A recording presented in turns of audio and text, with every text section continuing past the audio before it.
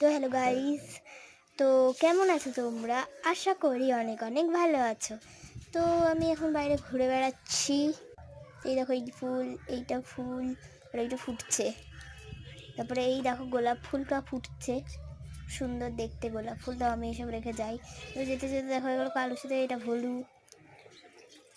আর তারপরে ভ্যানের নিচে ছোট বাচ্চাটা শুয়ে আছে, তোমরা দেখতে পাচ্ছ হয়তো।